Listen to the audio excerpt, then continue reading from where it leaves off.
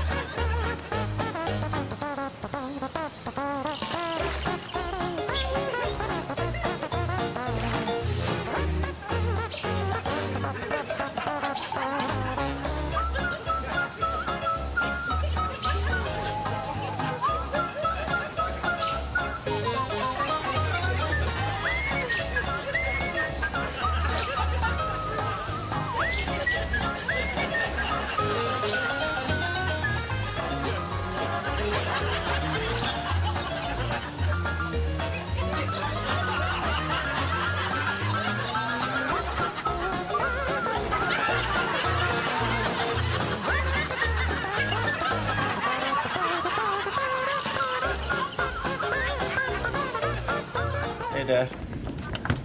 Sorry to bug you. Would you mind looking at my shopping mall design again? This one is cheaper. But if you check this out, you'll see it has a much better natural flow. Cheaper one. Like I said, just let me do my email. Yeah, you're right, Dad. He ain't right. Look at it! Surprise! Hey, Grandpa.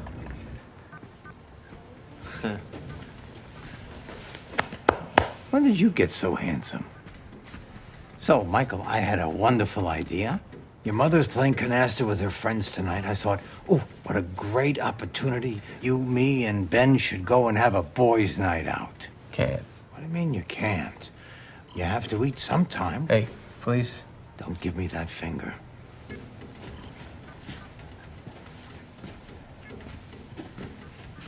I'll make you a deal. If you come, I'll show you the quarter trick. Will you look at the man? I'll tell you the secret. No, Dad. Don't you want to know How you do the stupid trick? I've always known. Can you let me do my work? You've always known. You're pathetic.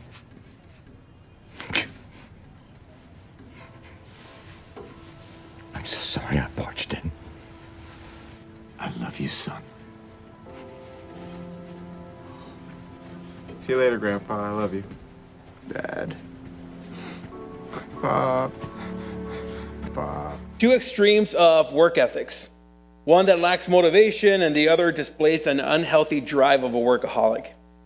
Two extremes that are actually ingrained into the very fabric of our society.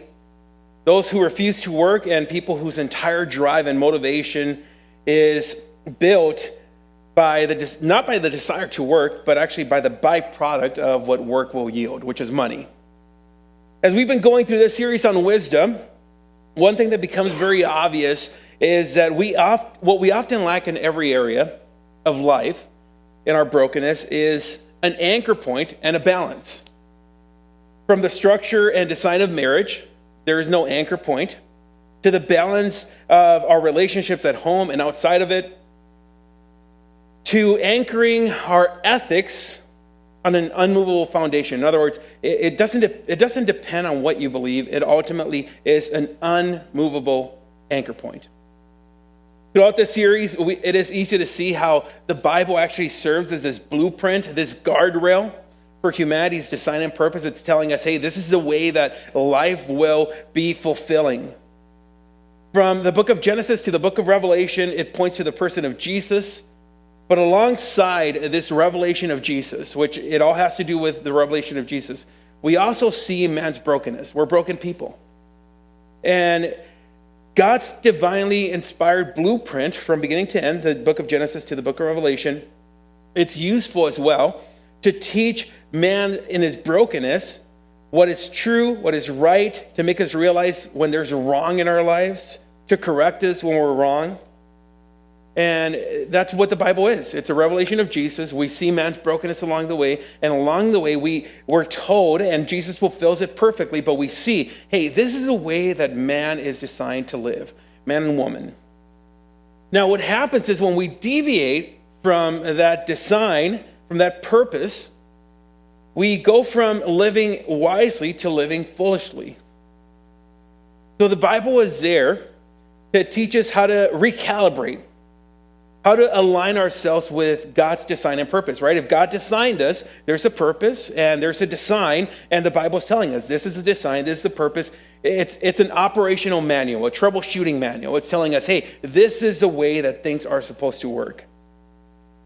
The Bible is there to help us recognize what is wrong in our lives, how to deal with the issues. The problem with most areas in our lives is that they're out of balance. As we've been talking about, from marriage to parenting, they're just out of balance. There's something that's wrong with it. And we have no anchor point. We have no way of recognizing how out of balance it is because we don't go to the blueprint. I'll give you an example. Recently, Shade, who is a friend, neighbor, mechanic, he's part of our church and part of our governing board, he fixed our vehicle and mentioned that outside of what was fixed, it was going to be needing alignment. I'm not a mechanic, but I do own a computer and I do own a phone and I did know how to use Google. And in order to actually get this alignment done right, you need a set of tools in order to be able to calibrate it. The longer that we wait in addressing the balance issue, some of the things that are going to happen is the tires are going to start to wear out in different ways. In other words, the way that it's put from one source is that the tires are going to wear unevenly and they are going to wear faster. And once again, according to that source, alongside of that issue, we're also going to get poor fuel economy and vibration in the steering wheel and our floorboard that will get worse as we get faster. According to that source as well, though, which I know this, but when all areas of the wheel tire assembly are as equal in weight as possible, the tire will roll smoothly. Our lives often run like cars out of alignment, right? They're not working very good. Everything is off balance, and certain areas in our lives are falling apart. They're wearing out. They're just not very good. Life begins to feel shaky, and life is just not as good as we think or we know that it should be. The issue is we try to correct those problems by looking to our society, by looking to culture, by looking to other people's experiences. And we've talked about this. Those experiences vary in results. That's a reason that when somebody comes and tells me I've had this experience, I really don't care. What matters is what the Bible teaches clearly. So without ever going to the anchor point in the Bible that brings stability and balance to our lives and to society, we go somewhere else. We go running somewhere else to try to fix the issues in our families, in our marriage, in everything, in every area of life. And the problem is that we live in a society that challenges or dismisses the validity of the claims of the Bible. As we look at our culture, it's actually not that hard to see the issues that are a direct result of a society who is living in contrast to God's design. Let me just break it down with all the topics that we've tackled so far. We are living in a culture that has disregarded the structure of marriage and has undermined the role and relationship between kids and parents. It ultimately impacts how we build our relationship that begins to influence our home and begins to influence what we're chasing after. And it also infiltrates how we treat others. In other words, that's the way that they treat them, that's the way that I will treat them. We live in a society that has undermined the structure and design that God has placed, and sin is flourishing, society is crumbling and decaying. And we're living in this society that we're seeing this. We're out of balance. There's no balance. We're not looking to the Bible. We're not looking to God. We're not looking to anything else other than our experiences or other people's experiences. We're trying to fix it on our own accord. And understand this, as we've talked about wisdom, there is foolishness that affects us individually and those closest to us. But then there's going to be foolishness that goes beyond that and contributes to crippling society as a whole. There's going to be issues that you will present for you and your family, but then there's issues that are going to contribute to society decaying and falling apart. In March of 2020, the world as a whole began to experience temporary shutdowns for gatherings, businesses, and people were either working from home or getting paid to stay at home. As businesses started to reopen up, something that quickly became obvious is that people were either not that interested in working, and to a significant degree, those that were showing up to work were not really interested in working as much as putting in the time to get money. Fast forward to nearly 4 years, right? We're in the eve, because it happened in March of 2020. We're in the eve of those shutdowns taking place. Fast forward nearly 4 years, and while things have somewhat improved, the issue still remains. We live in a lazy society. Businesses are still having a hard time trying to find people that want to work, or finding people who are willing to do the jobs that they were hired for. Just like with every other topic that we have covered in this series, the Bible also addresses the topic of work and the foolishness that happens when we get it off balance. The opening clip gave us a quick glimpse into both extremes, people who are hardworking and those who are hardly working. Two extremes that the Bible addresses, and that's what we're going to be covering today. That's the topic in our series on wisdom. How do you live wisely in light of these things? So as I have mentioned a number of times now, the book of Proverbs, which is primarily where we've been focusing on as it's a book of wisdom, was written by King Solomon, who was King David's son. And it's great wisdom, great insight for our everyday lives. Work ethics is part of that, and it's going to talk about how work even affects our state of being. Now, as we get into the book of Proverbs, in Proverbs chapter 24, verse 30 through 34, King Solomon writes about an observation that he makes. So one of the things that we have to understand about the Bible is you have to understand the genre that you're reading. And in the book of Proverbs, it's being written with wisdom in mind, but along the way, he makes an observation that gives us wisdom for everyday practice. He says this: I walked by the field of a lazy person, the vineyard of one with no common sense. I saw that it was overgrown with nettles, it was covered with weeds, and its walls were broken down. Then, as I looked and thought about it, I learned this lesson, right? Sometimes we can learn by observation. A little extra sleep, a little more slumber, a little folding of the hands to rest, then poverty will pounce on you like a bandit. Scarcity will attack you like an armed robber. If we were to put this in a very practical way, we have all likely walked past or driven past a house that looked like someone didn't do a very good job at maintaining it. While there may be some that are unable to maintain their house due to physical limitations, just like King Solomon, we also know of some people that the house is simply unkept because they lack the motivation and the drive to do so. Now, the reason that I share that, I started with that as we're going into the topic of work, is because when it comes down to poverty, the topic of poverty, or even how we view poverty in our society, there's two types of people that land into that category of poverty. One is brought about by physical limitations. There's people that really can't help themselves. And the other is brought on by people who are just simply unwilling to work. They just don't want to work. So there's a distinction. Now, this is important because, once again, there's people who are poor by choice. There's people who are poor because they can't help it. And we're going to separate that even more as we go along. But the reason that this is important is because as believers, the Bible clearly gives us the responsibility to care for the poor and the needy, right? That's something that we know. The Bible tells us, care for the poor, care for the needy. But now we're seeing there's two categories. There's people who are deliberately choosing that life, and then there's people who just can't help it. Now, one of the things that happens is because we live in a culture that everybody's a Christian. We live in a culture where everybody reads enough of the Bible to know some verses but not understand it completely. What tends to happen is that people hold on to that and say, you have a responsibility to help the poor, without realizing that in the second letter to the church in Thessalonica, it tells us this: those unwilling to work will not get to eat. Now there's a distinction. There's people who choose poverty because they don't want to work.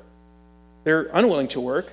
And then there's people who are in poverty because they really can't help themselves. So understand that choosing to live in poverty is not the same as finding yourself living in poverty due to circumstances out of your control or hardships. As a matter of fact, one of the things that I just was watching as I was heading home yesterday with my family, or with my wife and our oldest son, Micah, is a trailer for a movie that's playing at the movie theater. It's called Ordinary Angels, and I encourage you, I'm hoping to go see it tomorrow, but it looks like it's a great movie. And in the movie, we see this family that is plagued by difficulties of circumstances. In other words, there's illness and they're in poverty, and this ordinary angel, I'm assuming that's what the storyline is, they go and help them, and they help them financially. Now, as they talk about it, the person's working, they're just in poverty. So, once again, understand that you can be working and you can still be poor. You can make good money and you can still find yourself in a difficult stage of life. So I'm not talking about people that are in poverty because of difficult circumstances. What we're talking about, you have to make a distinction between people unwilling to work and people who are simply unable to be able to keep up with their bills or finances. There's a very big difference. The Bible never excuses an individual who chooses to make a career out of being unemployed and live off of others. It just simply doesn't. Working within the church, I have talked to individuals who will call the church, and this is not a discouragement, it's simply the reality, but they will call the church to get cash, gas cards, grocery cards, bills paid, etc., right? It's just, they're going through a season where they need some money.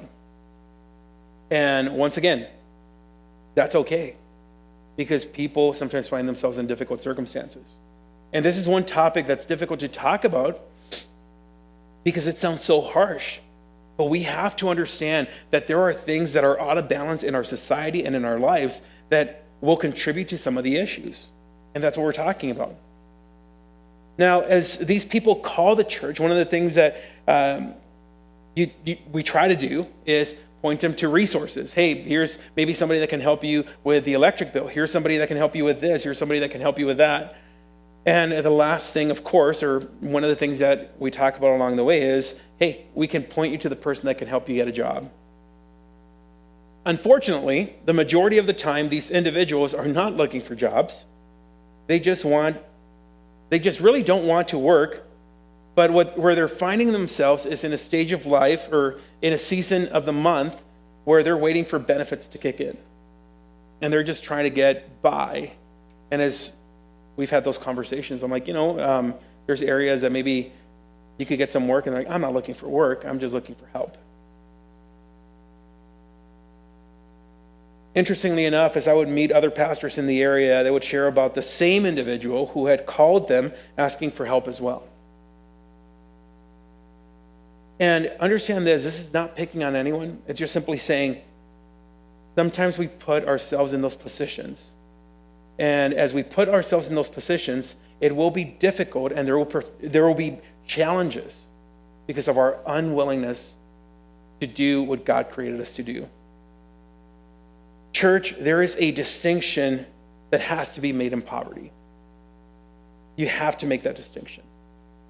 People who need assistance in a difficult season of life and people who need assistance in getting a job. Let me repeat it. These are not my words. We are followers of Jesus, which means that we adhere to the teachings of the Judeo-Christian Bible. Let me repeat it again. Those unwilling to work will not get to eat. This is typically not the thing someone that's making a career out of unemployment wants to hear. I get it. When people say the Bible is encouraging, it is encouraging. But in the midst of it, it's speaking to our brokenness. It's speaking to the areas that we're living foolishly. And I want to go back to what I said a little bit ago. There is foolishness that affects us individually and those who are closest to us, but then there is foolishness that goes beyond those things, and it actually contributes to problems in society.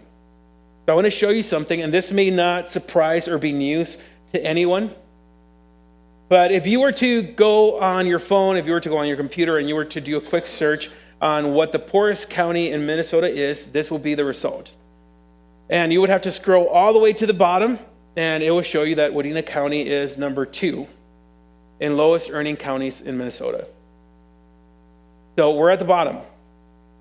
In every other area of competition, I would actually say, hey, you got silver, great job. That's a very honorable thing. In this category, you don't want to get second.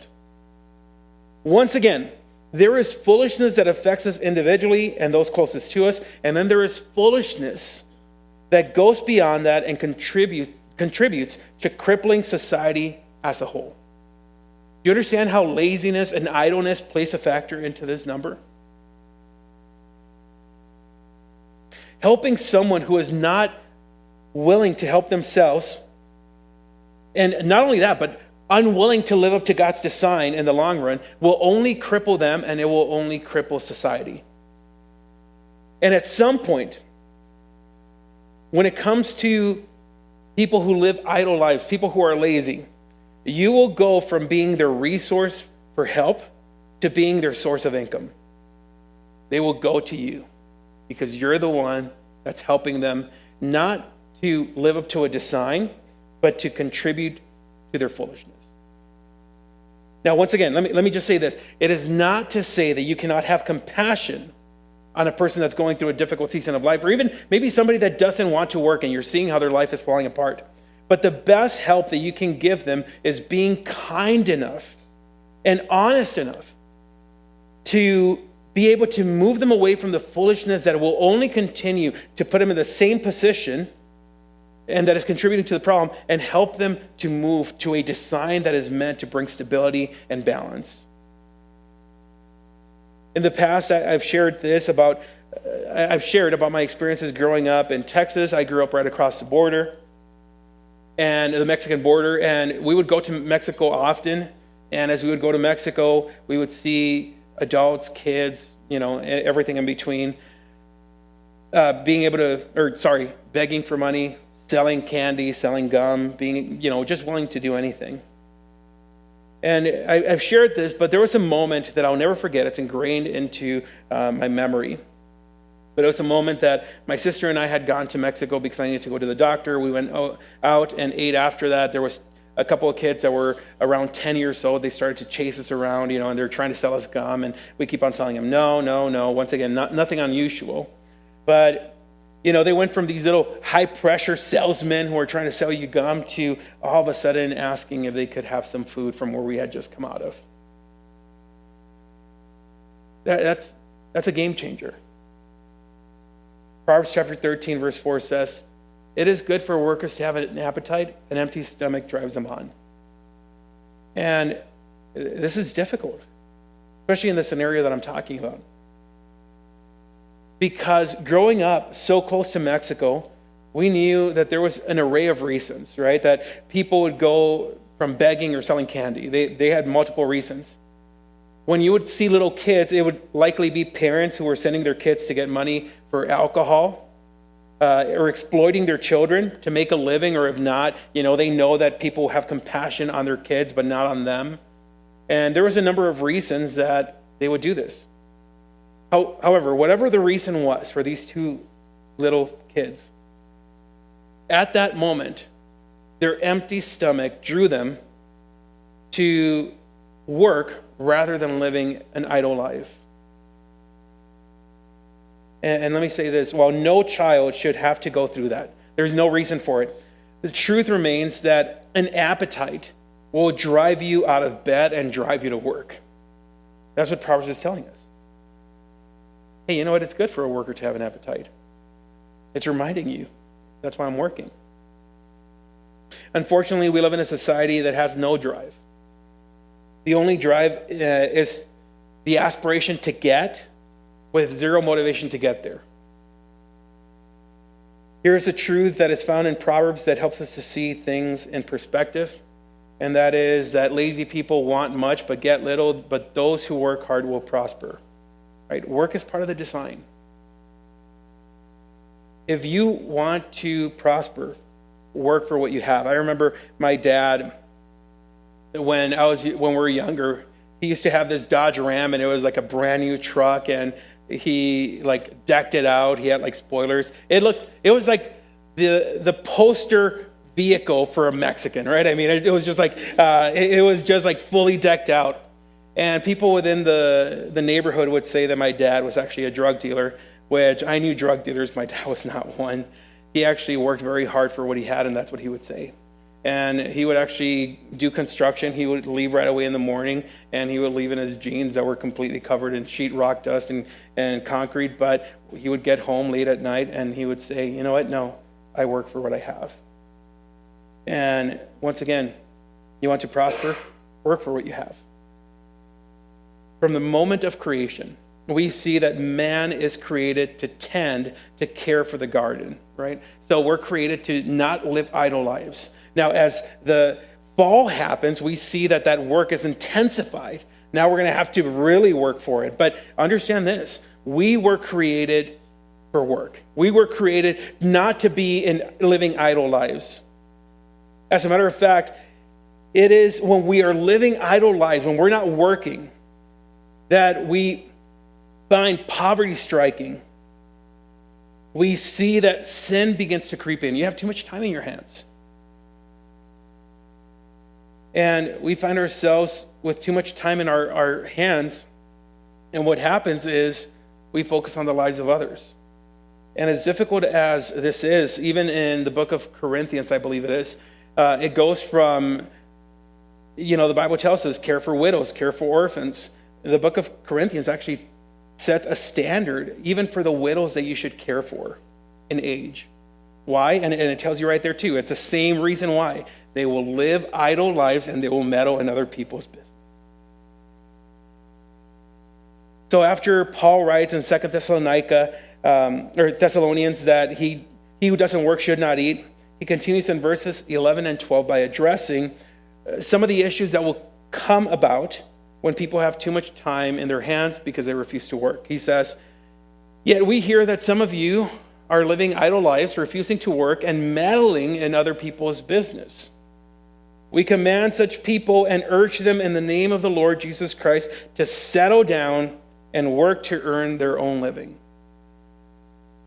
Have you noticed how lazy people always seem to know everybody else's business? You have way too much time in your hand. What do? You're either going to find yourself sinning or you're going to find yourself just trying to stay busy doing something.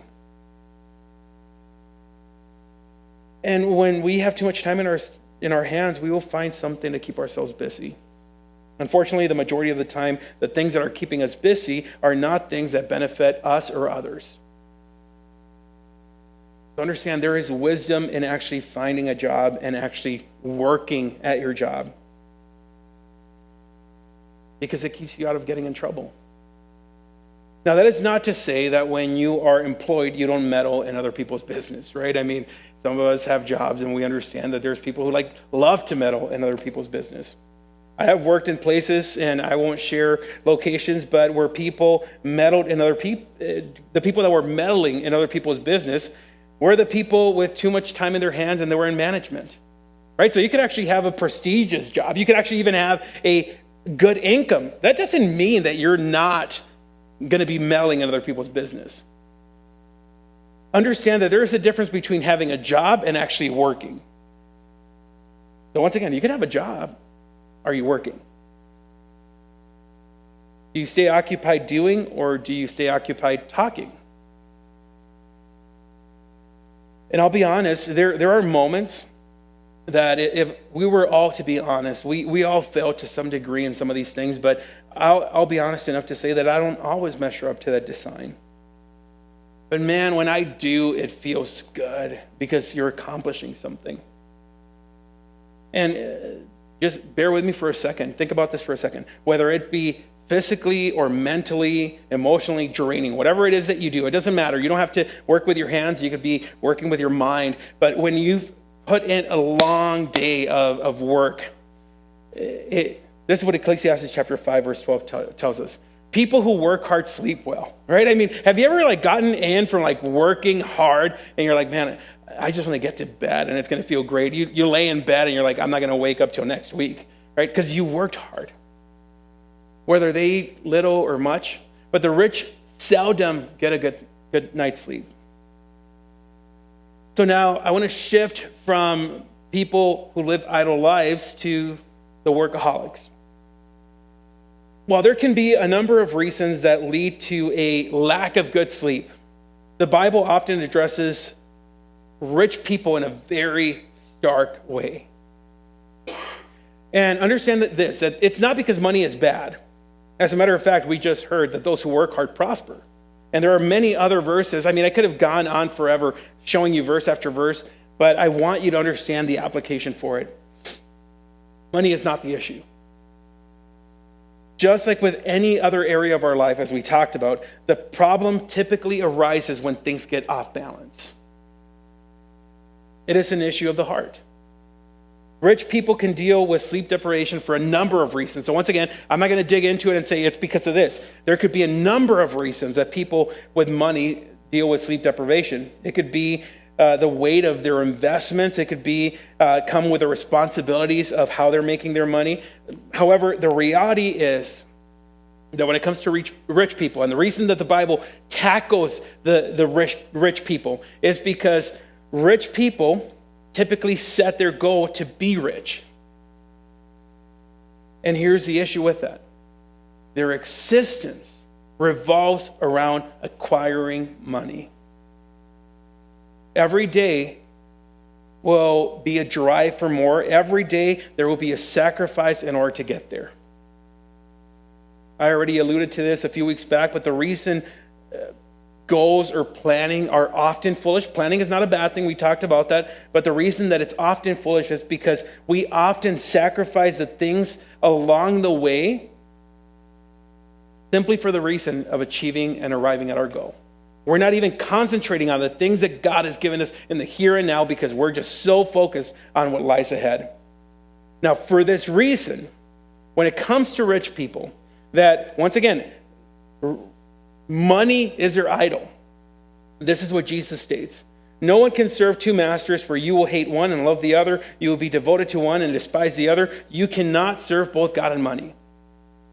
Rich people, money is their God because that is their goal. And understand that along the way, because here's the thing, you're not going to be rich overnight. You have to work for it. And because that's the goal, everything that they're doing is sacrifice today so that we could get there tomorrow. And once you get there, and we'll talk about this as we close up right now, enough is never enough. Our devotion and sacrifices are determined by what we're chasing after, and it will determine how we live. What you serve will determine where your heart is. Do you work to make a living, or do you live to work to fulfill a dream? As you walked in, some of you may have seen remote controls at the end of the row where you were at. Everybody kind of freaked out. They're like, why are these remotes just sitting here? And they were trying to figure out what that was about. But they serve as a good reminder for two reasons. One is the control is a pretty comfortable thing because you don't have to get up and change the TV, right? It's a great picture of laziness. Yet at the same time, it's also a great reminder of that opening clip. The second clip that was shown was from the movie Click. And Michael, who was actually played by Adam Sandler, gets this remote control that he can use to control his life. So that remote control serves for two purposes, idleness, and now we're going to see the other side of it. That control that he gets is able to skip through what seems to be those daily mundane parts of life that just get boring, or at least that get overwhelming. And Michael's a workaholic with goals to achieve. His desire is to get to places. So nobody's got time for kids being too loud or too demanding, so fast forward. Life gets overwhelming, fast forward. Situations that are not helping him arrive in his goal, fast forward. So the remote gives him the ability to skip through the waiting periods to get to what he wants to get to. The promotions, the money, he gets there a lot quicker. The clip that we watched, he actually fast forwarded to the point that he's achieved his goals. He's looking at himself and he's sitting in the big office and he's in charge. However, he sacrificed his marriage, he sacrificed his kids, he sacrificed everything along the way. This control, this remote, gives us this harsh visual reminder of the things that we either are ignoring, we're not living up to the design, or the things that we're sacrificing along the way to reach our goals. By the way, those remotes are not to take home because they actually do belong to some of the TVs here, but it's just a reminder, right? We all love the remote, or we would all love that kind of remote. And while the Bible teaches us to work and not live idle lives, the solution is not to be workaholics. So once again, it's about balance. Try to figure out how to balance things. You can be a hard worker and your life can still be out of balance. Investing your life into everything that matters is what we were designed to do. Sometimes we work to give our kids everything that we didn't have while sacrificing our very presence that they need. The course of our lives is set by the things that we pursue with our hearts that ultimately we become slaves to. So understand this, once again, as we're talking about work and as we're wrapping it up, the antidote for laziness is not the extreme of becoming a workaholic. That's not going to help you. You will only go to the opposite end of the spectrum and you will find issues at home no matter what. It's about working to make a living, right? You need money to survive, work to make a living, be a contributing part of society, and invest into the things that God has given you. If you have kids, invest into your kids. If you are married, invest into your marriage. If you have none, invest into the church, invest into, once again, whatever God has given you, invest into that. The reason that money becomes so such a alluring thing for us is because it somehow we think that it's going to bring us security, yet at the same time, the economy collapses, your money means nothing. We think that it's going to bring us happiness, but the fact of the matter is it's only going to leave us empty. Here is a word of wisdom from someone who attempted to find fulfillment in everything that he chased after, and this is King Solomon. He says, "Those who love money will never have enough." How meaningless to think that wealth brings true happiness. And he was rich. The more you have, the more people come help spend it. Right? If you have kids, you know that to be true. So what good is wealth? Except perhaps to watch it slip through your fingers. You can reach your financial goals. Sometimes I've shared this before, but if you were to think about how much you make right now, and if I were to ask you, what would be a comfortable number for you to be living at and making in order for you to be happy? And one of the things that happens is we state a number, and if we get there, which with time we often do, a realistic number, what happens is we learn how to spend that money. So guess what? The target needs to move a little bit further. It's foolish. The marker is just going to continue to move further and further away. You will never arrive at that point because fulfillment is not a destination. It is a choice that you make. You have enough. It's contentment. So once again, work to live. Don't live to work. That's the biggest thing. So don't just get a job, but work to keep you out of trouble. The reason that money so closely aligns with work ethics is because work becomes the avenue for getting money. That's what deprives us of having a life. but we needed to put food on the table. So again, the goal is not to deliberately come to the point of poverty from being unable to or unwilling to work. And the goal is also not to acquire riches that will leave us empty as we try to find our source of fulfillment in it. So I want to wrap up with this, but towards the end of the book of Proverbs, there's a passage that I've shared often. I love how it puts it. It's a passage about contentment. And I've often gone to this, and it's not written by King Solomon, but it's a great way to view money and even how to treat work in light of what it's going to say. It says this, the prayer, give me neither poverty nor riches, give me just enough to satisfy my needs. That's not the American dream, right? I mean, that we understand that. The American dream is give me more. But this is a prayer. Give me neither poverty nor riches. Give me just enough to satisfy my needs, not wants. For if I grow rich, I may deny you and say, who is the Lord? If I am too poor, I may steal and thus insult God's holy name, right? And here's this prayer that's saying, hey, just give me enough.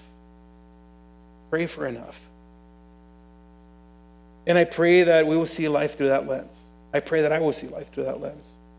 That work doesn't become our method of finding happiness, but idleness doesn't become the reason that we find ourselves in poverty either. There is wisdom in how we are to live within society. I'll say it again as we're wrapping up. What makes a person a fool is not one bad decision.